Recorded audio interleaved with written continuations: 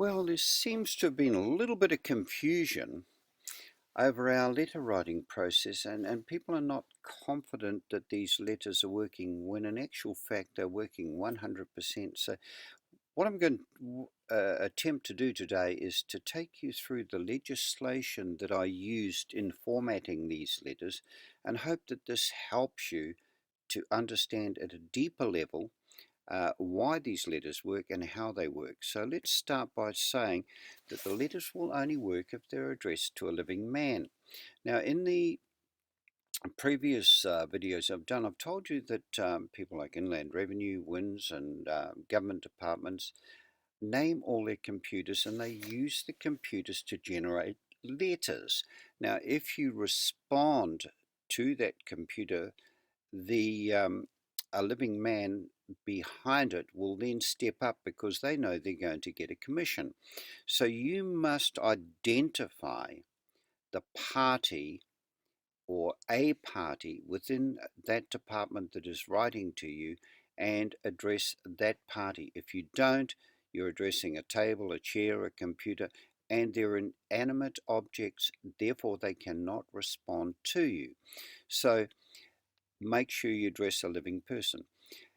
They they will try and recontract you. These people are after a commission, so they'll use all sorts of subterfuge and obfuscation in trying to recontract you.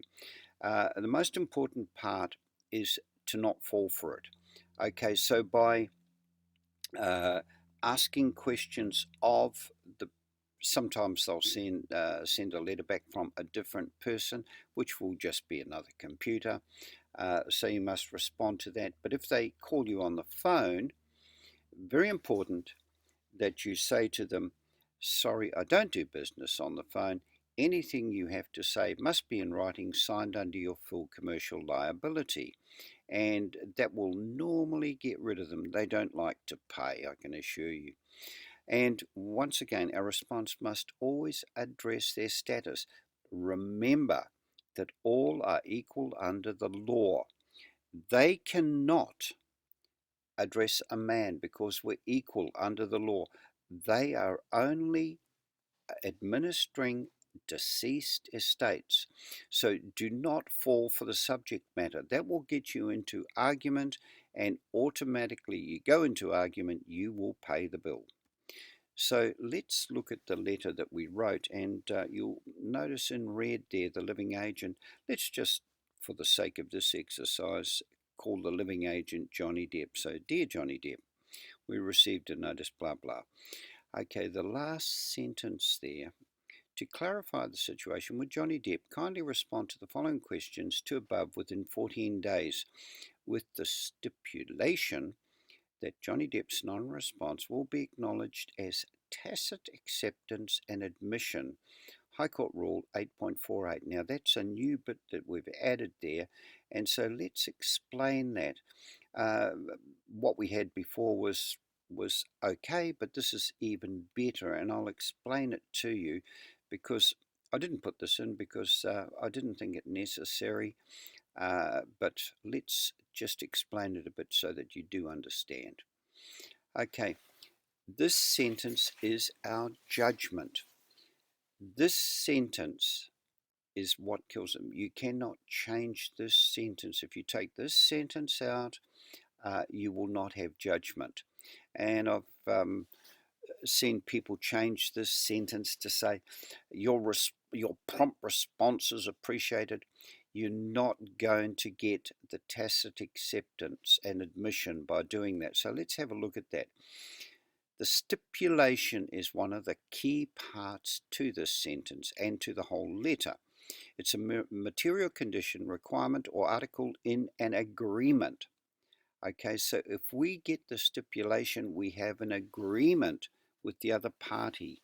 So just pause and read through the rest of it there, but what we're after is an agreement. So if they don't respond to us within 14 days, we have an agreement with Johnny Depp. So let's look at what tacit acceptance means. We just had silent acquiescence there, but tacit acceptance takes it a little bit further.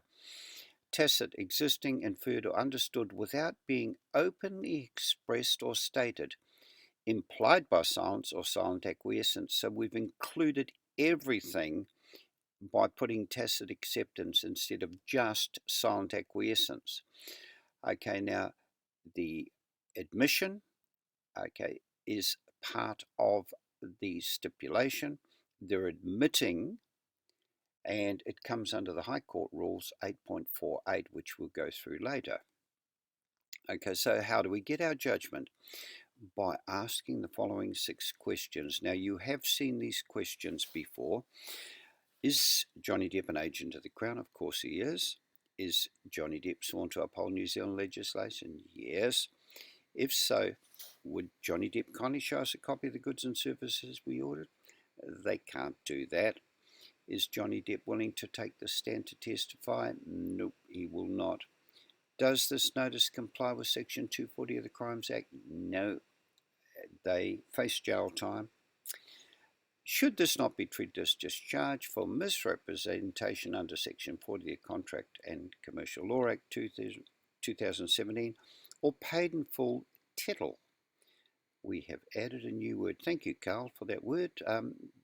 Tittle is a new word that I've only just learnt about, and this is only for government agencies, guys. So if you're going to be dealing with any other corporation, it's slightly different, but this is for government agents who are administering our deceased estate or the surname. Okay, so now I apologise in advance to all you Greek speakers out there. I'm going to try and say it. Tetelestai, I think, but anyway, the abbreviated form is TETL. So if we go down to the blue there, the word tetelestai was also written on business documents or receipts in New Testament times to show, indicating that a bill had been paid in full. Receipts are often introduced by the phrase tetelestai, usually written in an abbreviated manner. So I've given you the word and the abbreviation there, and it's to pay for our debts. Okay, so paid in full. Now let's move on to the legislation that proves our judgment process. So we'll find this in the High Court Rules. Once again, I've given you the web address there. Just type in your favourite search engine, High Court Rules, and it will come up. 8.48, Judgment on Admission of Facts. Now, if you looked at that sentence above, you will see admission. Okay, a judgment or order may be made on an admission of facts. If they don't respond, we have tacit agreement, so they're admitting that we're right. But it comes under Rule 15.15, so let's have a look at 15.15, which says judgment on admission of facts. Now, the tacit agreement is an admission of facts. So we're backing this up with the High Court Rules here. So we can go a little bit further into the High Court Rules here. Notice to admit facts. Notice to admit facts. A party who is entitled to serve a notice under Rule 8.34 may at any time serve on another party a notice requiring the party to admit, for the purpose of the proceeding only, the facts specified in the notice. The notice must be in Form G36. Now we know the form that we need to use if we want to go this far. There is no need to go this far. They will leave you alone with that letter as long as you rebut every attempt to recontract. They will leave you alone. So there's no need to fill out this form, but we're going to show it to you anyway, just to prove that the form does exist. There it is, Form G36. This is in the schedule of the High Court Rules, and this is the form that you fill out to give them notice that they have admitted that you are right and they are wrong. They won't admit that. They just silently agree with you and say, yeah, please go away. I do not want you to take any money out of my pocket. I want to take it out of yours, but you don't take it out of mine. So how do we prove that the form is going to work, it's in the first line there. Directions and forms prescribed in a schedule have statutory force. So if you look at the footnote there, 136, and you go down there to footnote 136, Finlayson versus District Land Registrar. So there is a court case there that shows you that they must uphold it. Okay, they must uphold previous court cases, and they're telling you if you find a form in a schedule, they must uphold that form. There is the form, Form G36, and they must uphold it. Now we'll look at the final section or the final sentence in our letter. We've changed this slightly just to beef it up a little bit, so you can amend your letters as as uh, as you see fit.